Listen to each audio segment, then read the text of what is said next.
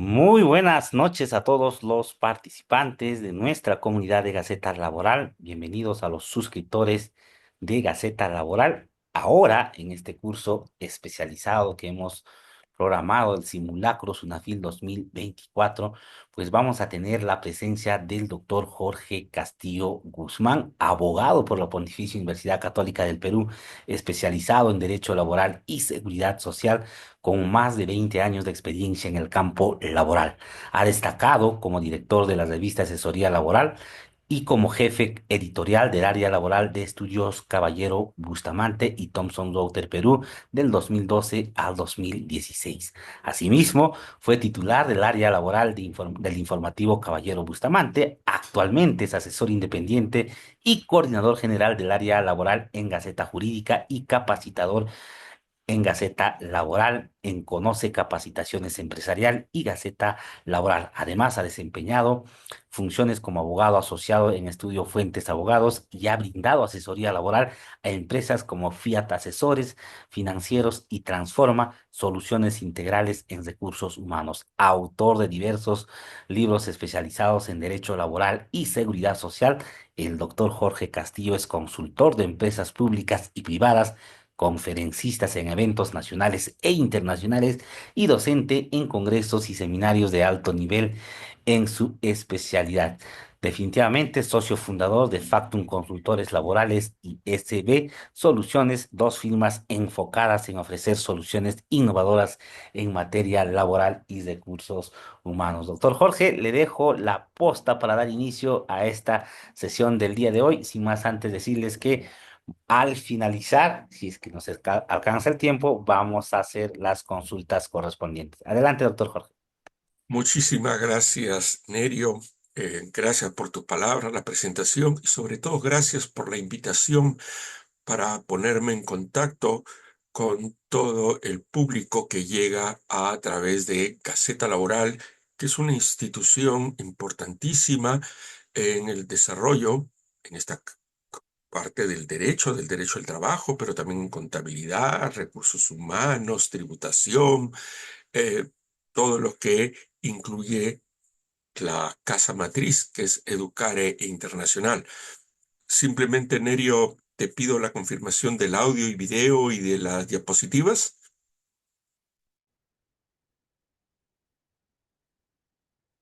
Sí, me imagino que está confirmada. Bueno, amigos y amigas, los saluda Jorge Castillo.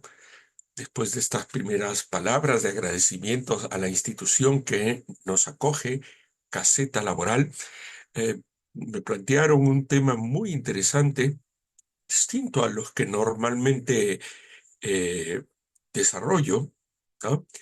Que es casi un solucionario de distintos temas, bueno, tres grandes temas que me propuso Gaceta Laboral: el orden sociolaboral, las cuestiones que tienen que ver con seguridad y salud en el trabajo, y el tercer módulo referido al sistema inspectivo laboral.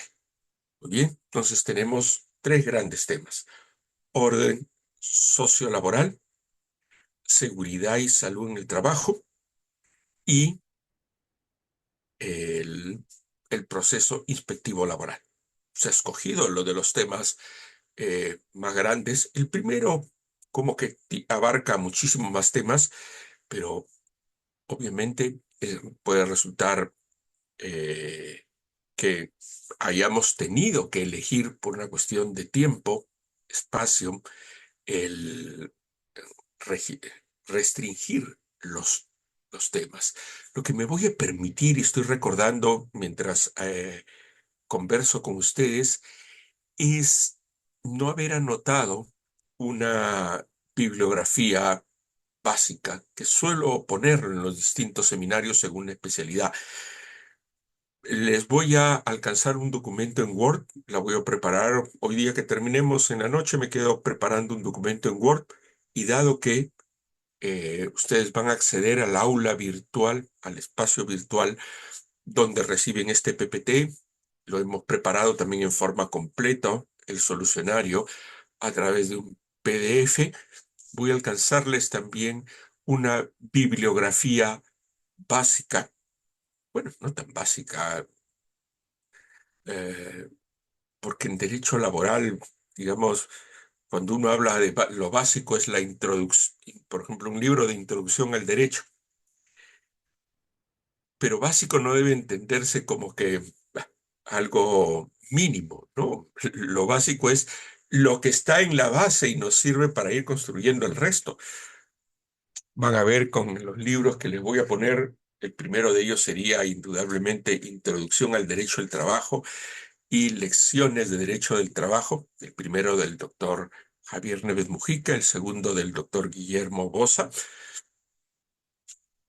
libros relativamente pequeños, pero que son la esencia para cualquier estudio posterior.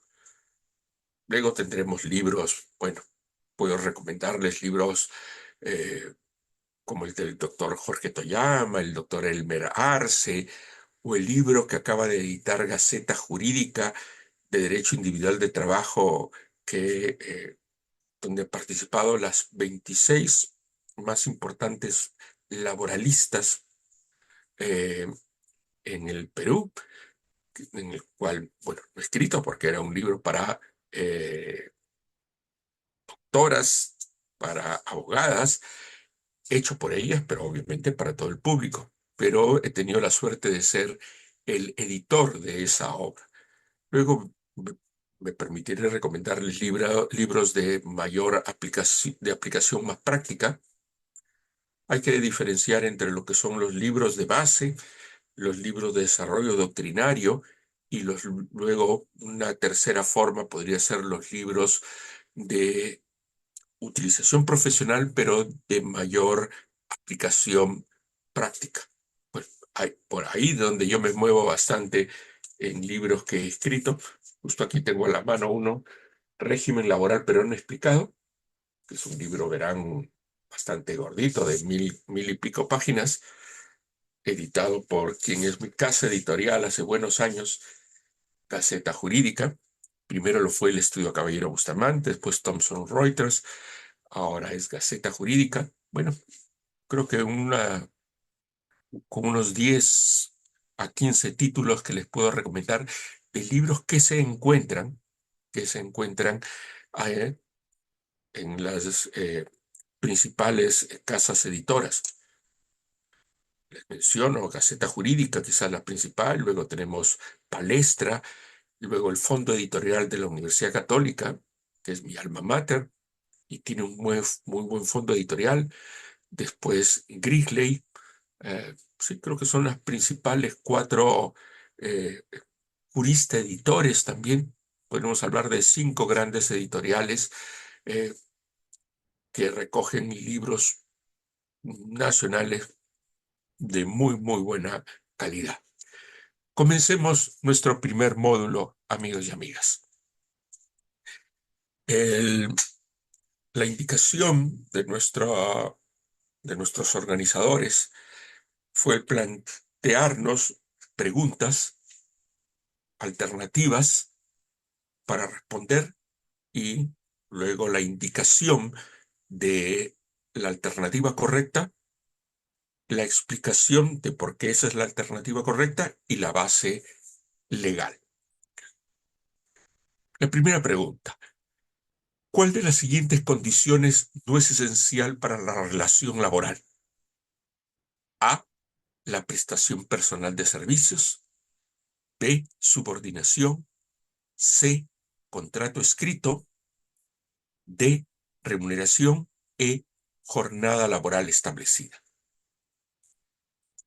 La respuesta es la alternativa C, el contrato por escrito. ¿Y por qué es esa la respuesta correcta? Recuerden que lo que pedíamos es cuál es la condición no esencial para la relación laboral. El contrato por escrito.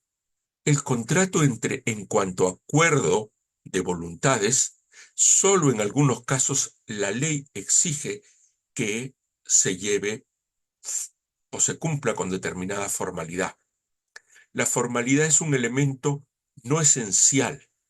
La ley solamente lo pide en algunos casos. Recordemos que el contrato o relación de trabajo es un contrato que se determina y se perfecciona en los hechos. Por eso es que la doctrina habla del contrato realidad. Más importante que el documento es el acuerdo para la realización del trabajo y la realización del mismo. Tanto es así que el principio de primacía de la realidad le da relevancia a lo que sucede en los hechos más allá de lo que pueda decir un documento. El documento es una formalidad que en algunos casos la ley no los pide. Por ejemplo, como en el caso del contrato modal o en el caso del contrato a tiempo parcial, que no solo hay que hacerlo por escrito, sino presentarlo al Ministerio de Trabajo, o en el contrato del trabajador extranjero, que hay que hacerlo por escrito, presentarlo al Ministerio de Trabajo y su aprobación. Son distintos grados de formalidad. La base normativa, el artículo 4 del Decreto Supremo 03-97-TR, lo que conocemos como Ley de Productividad y Competitividad Laboral, y que me referiré, por cuestión de ahorrar tiempo, solamente como la Ley de Productividad de aquí en adelante. Segunda pregunta. Ante una suspensión de labores, ¿en qué casos específicos el empleador aún debe abonar la remuneración al trabajador y qué base lo regula? La alternativa A, en los casos de huelga y accidentes de trabajo reguladas por la ley de huelga o la ley de relaciones colectivas. B, solo en situaciones excepcionales definidas por el empleador según el Decreto Supremo 01-2020-TR. Fue dado en el entorno de la pandemia. Solo en caso de accidentes laborales o enfermedad con base en la Ley 26.790, Ley de Modernización en Salud. D, cuando el trabajador presenta una incapacidad temporal según la Ley de Productividad. Y la alternativa E, en casos de suspensión imperfecta cuando la retribución es obligatoria de acuerdo con la Ley de Productividad y Competitividad Laboral, que consta, como ya hemos dicho, en su texto único ordenado, el Decreto Supremo 03-97-TR. La respuesta, claro, es la respuesta E. En los casos de suspensión imperfecta, porque la suspensión que implica el cese temporal de las prestaciones que se deben mutuamente empleador y trabajador, cuando se suspenden ambas prestaciones, es decir, no hay servicio y no hay pago de remuneración, hablamos de suspensión imperfecta. Perdón, perfecta. Y suspensión imperfecta es cuando, aún no habiendo prestación de servicio, sí se mantiene el pago de la retribución de acuerdo con la Ley de Productividad y Competitividad Laboral. Extiendo la explicación diciendo que la suspensión imperfecta implica que a pesar de la interrupción de las labores, de la suspensión de las labores, que es lo que debe el trabajador, el empleador aún continúa a estar obligado al pago de la remuneración, aun cuando no reciba la contraprestación que es el servicio del trabajador. Hay muchísimos ejemplos. Dentro de ellos tenemos el accidente laboral, el accidente común, la licencia por maternidad, licencia por paternidad, las vacaciones, el descanso semanal obligatorio, el descanso en los días feriados. La base son los artículos 11 y 12 de la Ley de Productividad y Competitividad Laboral y muchísimas otras normas que acompañan a situaciones particulares de las distintas licencias que hay en el régimen laboral privado. De acuerdo con la Ley 30.709, para quienes no la recuerdan, es la ley que establece las medidas contra la discriminación salarial por sexo. La pregunta es, ¿qué criterios debe seguir un empleador para establecer un cuadro de categorías y funciones, lo que se llama el CCF, que garantice la igualdad salarial por género? A. Análisis exclusivo de las responsabilidades del puesto, sin considerar experiencia. B. Categorización en función de la preferencia de los trabajadores por ciertos puestos, lo cual es legítimo, ¿no? Análisis de los niveles de complejidad, responsabilidad y de competencias específicas del puesto. Diferenciación salarial basada en la antigüedad. Clasificación de los trabajadores en base a criterios subjetivos de desempeño. Veamos, la respuesta es la respuesta C, la alternativa C. A la pregunta, ¿qué criterios debe seguir la elaboración del CCF?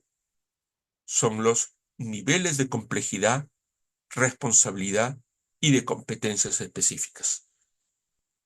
Recordemos, y esta es la explicación, que la Ley 30.709, norma sobre la discriminación salarial por sexo, exige que el empleador defina categorías de puestos de trabajo. El empleador lo que debe hacer es definir, olvidarse lo que hay en este momento, olvidarse sobre todo de los rostros. No nos interesa quién está en cada puesto. Primero es definir correctamente el puesto. El puesto es la ubicación que se define en virtud de fines determinados y funciones determinadas que distinguen a un puesto de otro. Entonces, primero definimos todos los puestos de trabajo, que no equivale a trabajadores, porque, por ejemplo, en el puesto eh, auxiliar de contabilidad puedo tener a 6 personas. En el puesto mecánico de automotor puedo tener a 30 personas.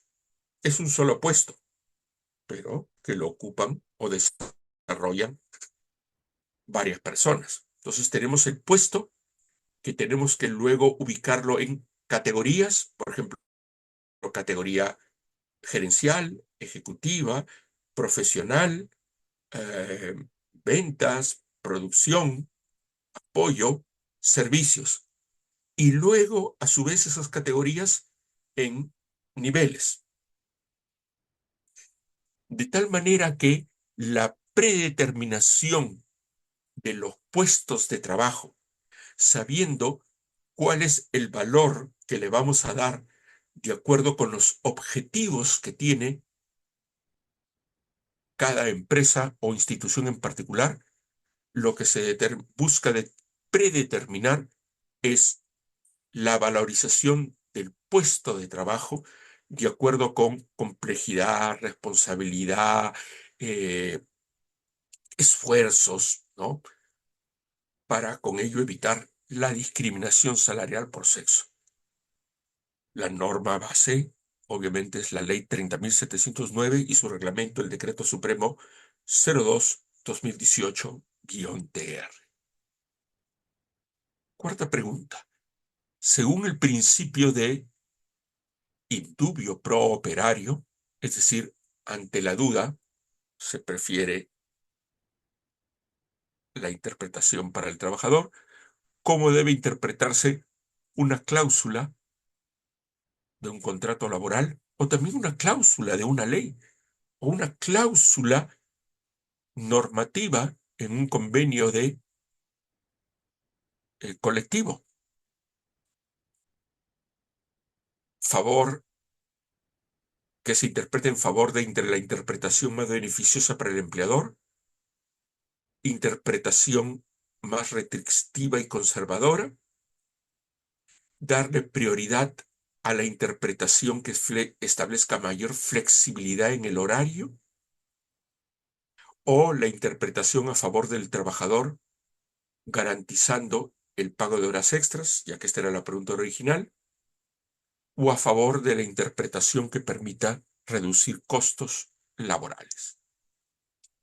Obviamente la interpretación es la que responde a la alternativa D, a favor del trabajador garantizando el pago de horas extras.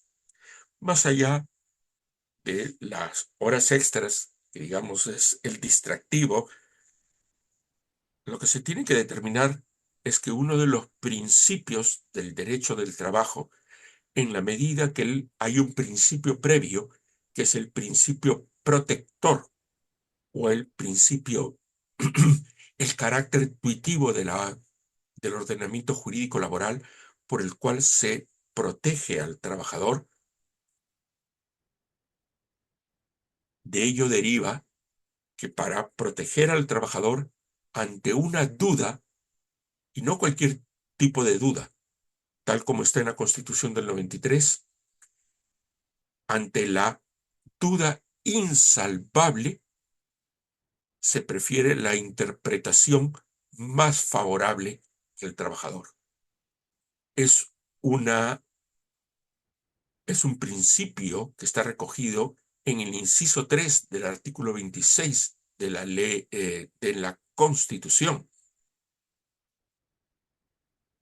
El indubio properario, que es ante la duda, favorézcase al trabajador, establece que ante la duda de la interpretación de la norma laboral, se optará por la que sea más favorable al trabajador garantizando sus derechos.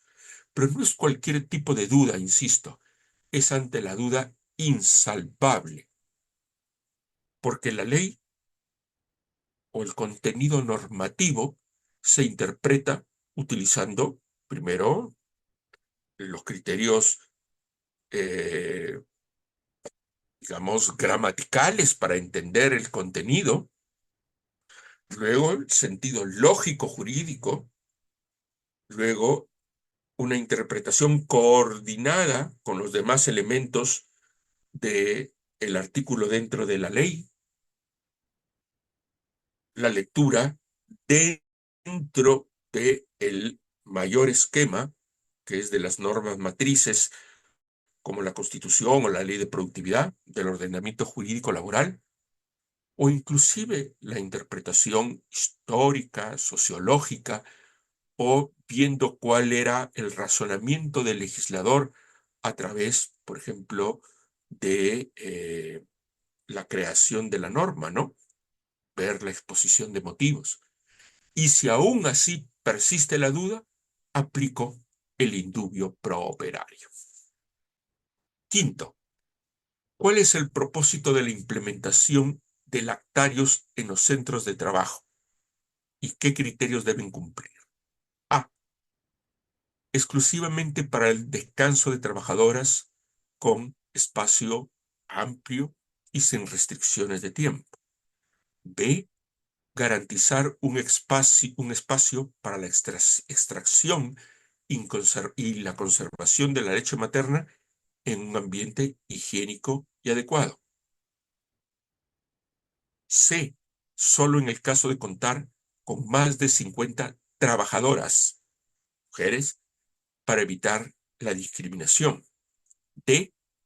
Proveer un área de descanso para todas las trabajadoras sin requisitos específicos.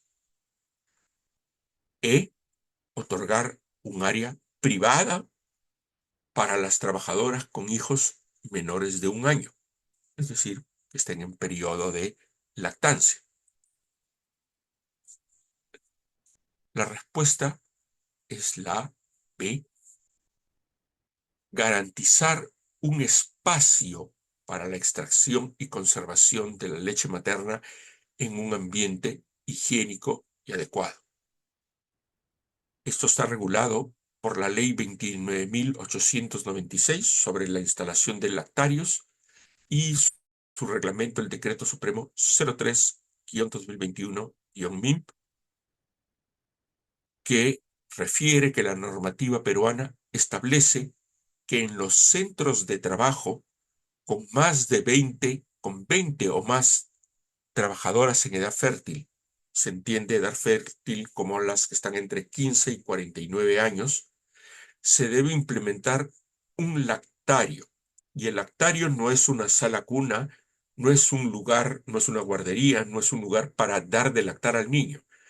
Es un espacio físico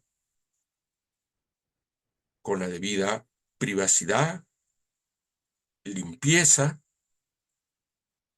que cuente por lo menos con un lavabo, refrigeradora, sillas o sillones con brazos, agua corriente, un refrigerador, eh, un tacho con tapa, para que las trabajadoras puedan extraerse la leche del seno materno y llevarlo luego a casa. La pregunta número 6. ¿Qué tipo de ingresos no constituyen remuneraciones y bajo qué condiciones son excluidos del cálculo de beneficios sociales? Es decir, ¿qué, qué conceptos no son remuneración? A, los conceptos que no representan un aumento del patrimonio del trabajador. B, solo los pagos en especie sin periodicidad. C, bonificaciones extraordinarias sin incidencia en el trabajo diario. D, cualquier ingreso que se destine a la familia del trabajador, por ejemplo, una asignación. E, ingresos sujetos a la libre disposición del trabajador. ¿Cuál es la respuesta aquí? Es la respuesta, la alternativa A. Conceptos que no representan un incremento patrimonial para el trabajador. La definición de remuneración que se encuentra en el artículo 6 de la Ley de Productividad y en el artículo 7 se define qué no es remuneración y nos remite al artículo 19 del decreto 0197-TR. Podemos ver de estos tres artículos que la exclusión de ingresos no remunerativos se fundamenta en su naturaleza no contraprestativa, es decir, que no se dan por la ejecución del trabajo y que no impliquen un incremento en el patrimonio del trabajador, como por ejemplo los viáticos, las condiciones de trabajo, los gastos de representación. Aquí no hay incremento patrimonial. Si bien hay un traslado de bienes, servicios o dinero del trabajador al empleador, perdón, del empleador al trabajador, esos bienes, dinero, servicios no se incorporan al patrimonio del trabajador, porque el trabajador no los va a usar para sustentar sus necesidades y las de su familia, sino sustentar necesidades operativas de la empresa que viabilizan o posibilitan la prestación del servicio, que son las condiciones de trabajo. Pregunta 7. ¿Cómo se establece la diferencia entre una bonificación y una gratificación? ¿Y qué impacto tienen en los beneficios laborales del trabajador? A. Las bonificaciones y gratificaciones son pagadas en fechas festivas y tienen el mismo impacto en los beneficios. B.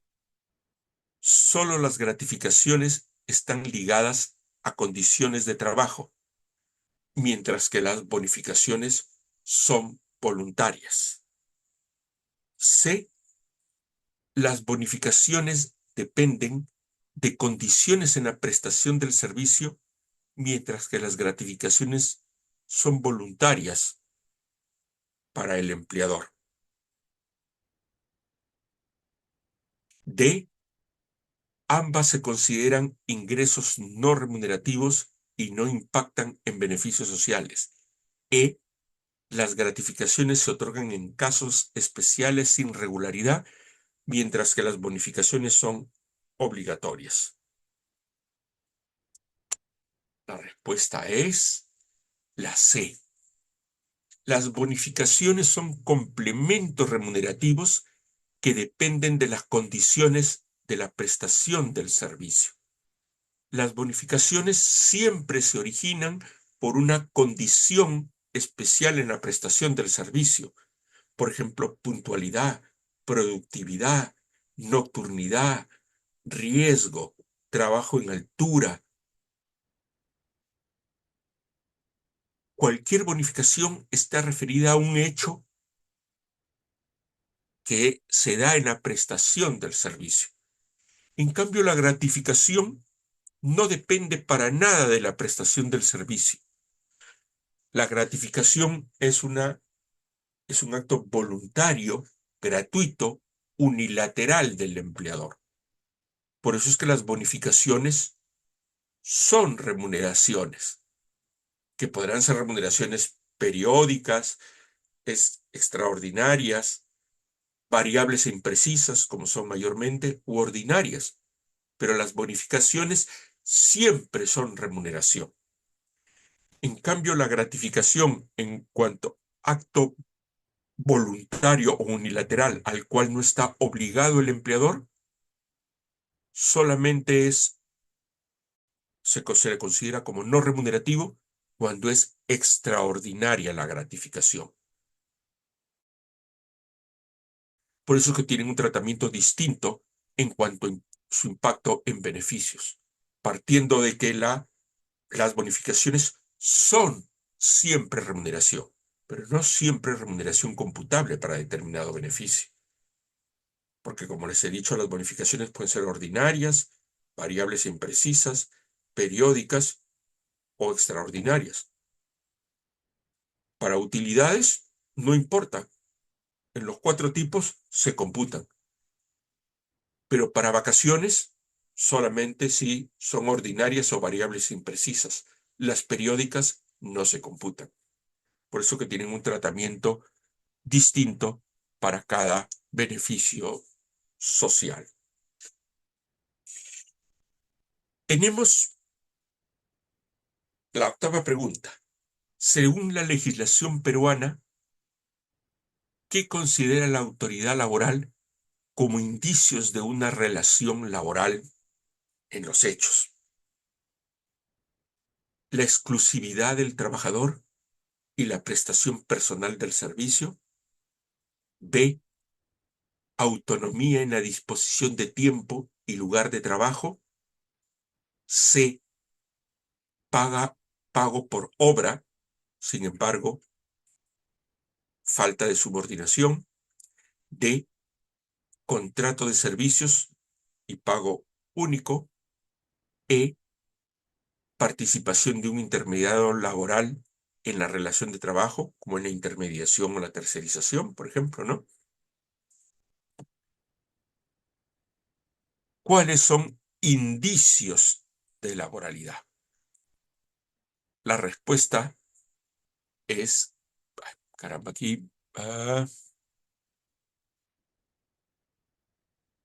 aquí he puesto una diapositiva que no correspondía a esta respuesta. Espérenme. Mm, Vamos a ver. No, con cargo a corregirla. Aquí he repetido otra y no me ha faltado colocarle ahí la... ¿Cuáles son indicios de relación laboral? Se los explico y después van a tener ya la diapositiva correcta. O sea, ¿dónde está la respuesta? ¿Qué son indicios de laboralidad? La exclusividad suele ser un indicio, pero no es un elemento esencial. Primero lo definiría así. ¿Cuáles son los elementos esenciales de la relación de trabajo? Prestación personal a cambio de una remuneración y la presencia de prestación subordinada. Esos son los elementos esenciales. Los elementos indiciarios es la huella que deja en la realidad la subordinación, como por ejemplo, sin ser elemento esencial, pero son elementos indiciarios, la exclusividad, la prestación personal, el, el prestar servicio dentro de una jornada y horario de trabajo, el realizar una labor que está vinculada al objeto social de la empresa, que el puesto de trabajo se encuentre incorporado en la estructura organizativa de la empresa, la provisión de herramientas o equipos para la prestación del servicio. Todos estos son elementos indiciarios. Puede faltar uno de ellos. Por ejemplo, puede que sea un trabajador sin jornada, pero eso no evita que haya una relación de trabajo. O la cortedad del tiempo no me hace independiente, como el transcurso de mucho tiempo no me hace subordinado. Estos elementos indiciarios nos llevarían a decir que estaríamos ante, la respuesta sería la A, ¿no? Por la exclusividad del trabajador, que es normal, lo que normalmente ocurre, es un elemento indiciario, y la prestación personal, que es sustento de la relación de trabajo. Aquí, perdonen, aquí he repetido seguro de una de las de atrás las diapositivas, se las voy a corregir en lo que tengan ya como, material. 9. ¿En qué? A ver, perdónenme. Sí. ¿En qué situación específica es obligatorio para el empleador implementar un cuadro de categorías y funciones, llamado también CCF, según la Ley 30.709? A. Solo en las empresas con más de 500 empleados. B. Cuando el empleador desea justificar diferencias salariales por género. C. En todas las empresas para definir claramente puestos y salarios. D. Solo si existen sindicatos en empresa y obviamente el sindicato lo exige. O la respuesta E. En empresas del sector público exclusivamente. La respuesta es C. En todas las empresas para definir claramente puestos, funciones y salarios. Esto basado en la Ley 30.709 y su reglamento, el Decreto Supremo 02/2018-TR, que son la ley y reglamento sobre la discriminación salarial por sexo. Y la explicación es que la determinación, inclusive sería más preciso, la predeterminación de las categorías, funciones y remuneraciones que permiten la ejecución del principio de igualdad o de igual remuneración por igual trabajo. Esto es un principio elemental y que está en la Constitución. Igual trabajo merecen igual remuneración, del mismo tipo y la misma intensidad, porque si no sería discriminatorio. Como también es discriminatorio pagar lo mismo por trabajo desigual. Entonces, es tan discriminatorio pagar distinto a trabajo igual o pagar igual a trabajo distinto. Por eso es que la elaboración del CCF, del cuadro de categorías y funciones, donde se determinan los puestos y luego se hace la valorización de los puestos, esto que es un mecanismo que se hace predeterminadamente,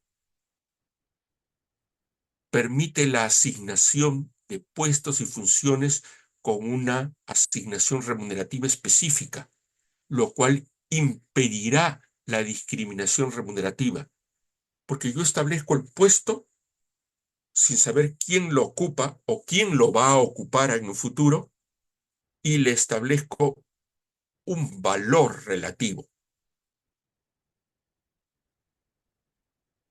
Claro, pueden haber bandas salariales, un mínimo o un máximo dentro del puesto para variaciones que tienen que ver con la antigüedad, calificación, experiencia, etcétera, ¿no?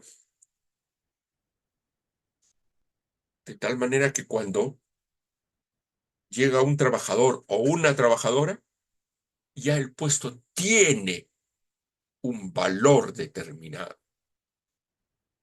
Y voy a dar ese valor en función de la experiencia, la responsabilidad, la carga que implica los esfuerzos, la exposición del trabajador, y no en función de si es hombre o mujer.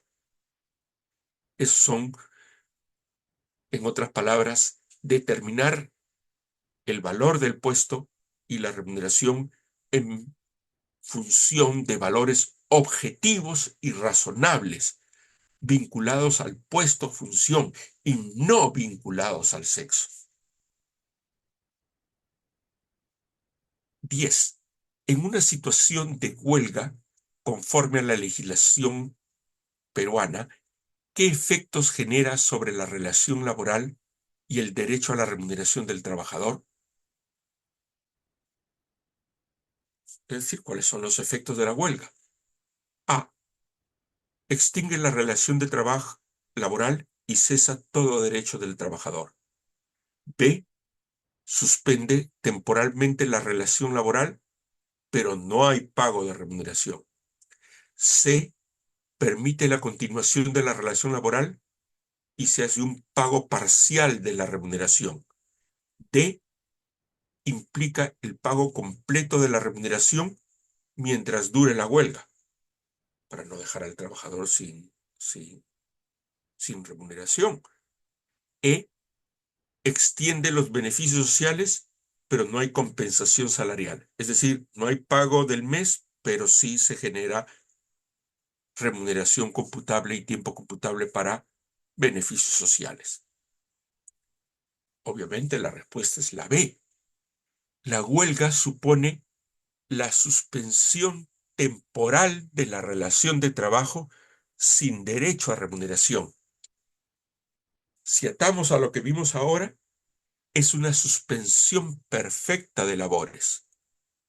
Muy bien, la ley te permite, por la huelga, no laborar, pero yo, empleador, no te pago. Por eso es que decimos que hay una suspensión perfecta de ambas prestaciones. No hay trabajo, no hay remuneración, pero es una suspensión temporal, no un cese definitivo. La huelga, en otras palabras, suspende los efectos del contrato laboral o relación laboral. Recuerden, contrato de trabajo o relación de trabajo es lo mismo. No se confundan, por favor, pensar que cuando hablamos de contrato laboral es solamente del contrato modal. ¿Cuántas veces escucho decir es un trabajador contratado? Yo le digo, todos son contratados. No, doctor, unos nomás están contratados, el resto son permanentes. Yo le digo, se equivoca, porque si están prestando servicios es porque están contratados. Y me dicen, no, doctor, sí, porque si no, no prestarían servicio. Porque el contrato de trabajo es el acuerdo de voluntades para prestar servicios. Si están prestando servicios, es que hay un contrato de trabajo en cuanto a acuerdo de voluntades. Pero lo tenemos tan metido que a veces ya me estoy dando la vuelta y dicen, sí, pero no está contratado. El contrato no es el papel. Ya hemos visto que en algunos casos la ley exige al contrato o acuerdo que se formalice por escrito. Por eso es que decimos en este momento que la huelga suspende los efectos del contrato modal, del contrato laboral, perdón, incluyendo también la suspensión del pago de la remuneración, pero no se afecta el vínculo laboral, es decir, no se extingue, se suspende. Esto en función del artículo 12, inciso H de la Ley de Productividad, donde están las causales de extinción, y luego la aplicación del inciso B del artículo 77 del texto único de la Ley de Relaciones Colectivas de Trabajo, que consta en el Decreto Supremo 010-2003-TR. Pregunta 11. ¿Cuáles son los derechos de un trabajador con contrato temporal que sin embargo, contrato temporal, es decir, modal, que sin embargo cumple con los elementos esenciales de una relación laboral por tiempo indeterminado? A. El trabajador puede exigir permanencia en su puesto solamente después de 5 años. B. No tiene derecho a estabilidad laboral por la naturaleza del contrato. C. Puede exigir la conversión a contrato a tiempo indeterminado. D. Solo tiene derechos remunerativos, pero no estabilidad. E. No tiene derechos adicionales por ser un contrato temporal. La respuesta es la C. Si estamos hablando de que un contrato temporal o modal que consta en un papel, muy bien, cumple con la formalidad. Y he puesto, contrátese a la persona tal según el artículo 50 y tantos de la Ley de Productividad por mayor demanda de mercado.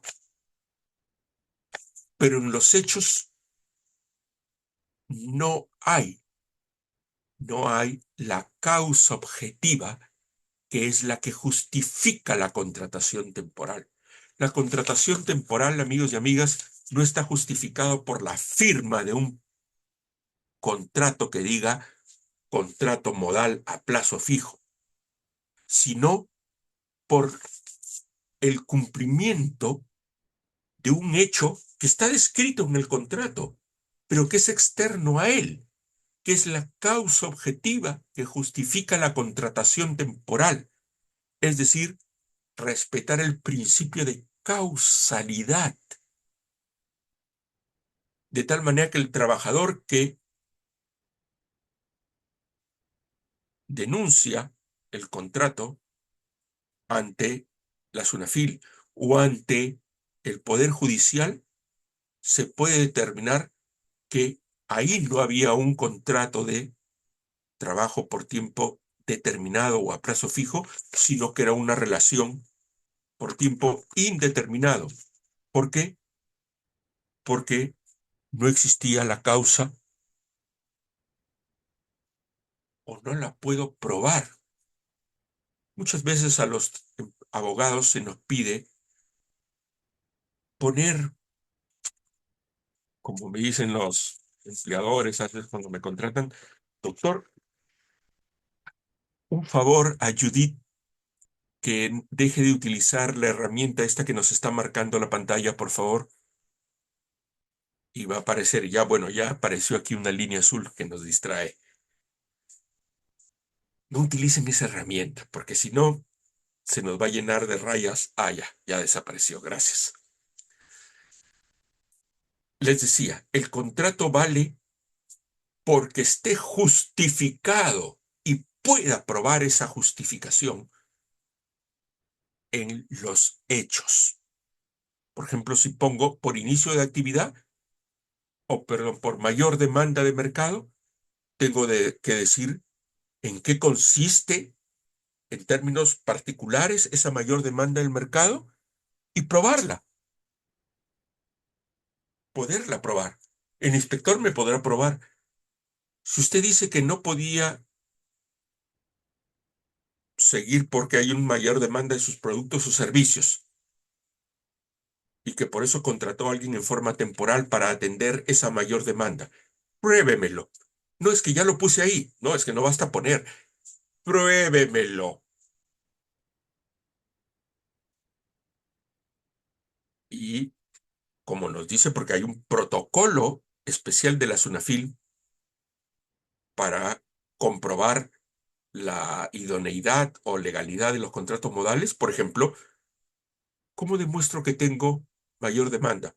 Porque pago más IGB, porque pago más renta, porque tengo mayor facturación, porque tengo mayores órdenes de compra, porque me gané una licitación para proveer al Estado, etcétera, etcétera.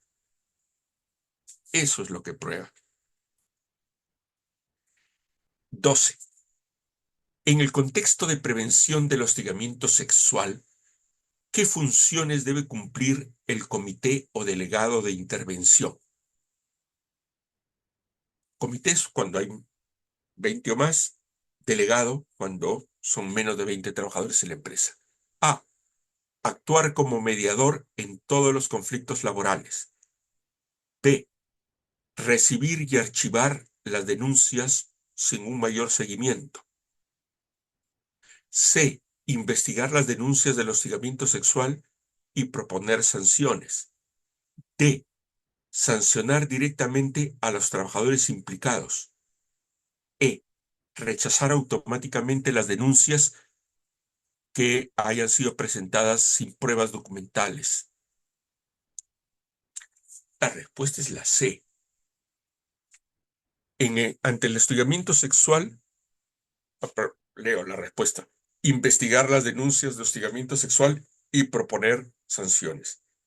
En el hostigamiento sexual actúan dos entes, recursos humanos o el que haga sus veces, que recibe la queja, da medida de protección y luego la queja la traslada al comité o al delegado. ¿Qué hace el comité y el delegado? Investiga.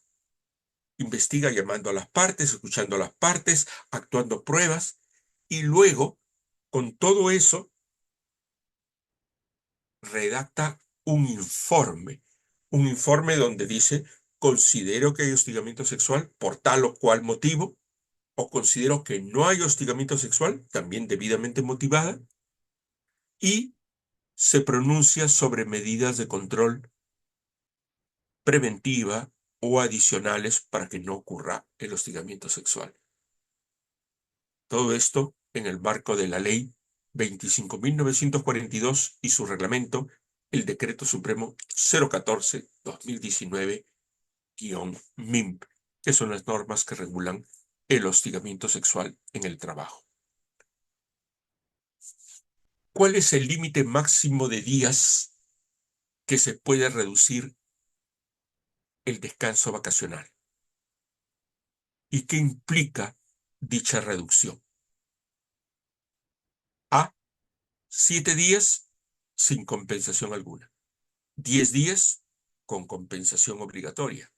12 días para cubrir emergencias. 15 días a cambio de una compensación económica adicional. E.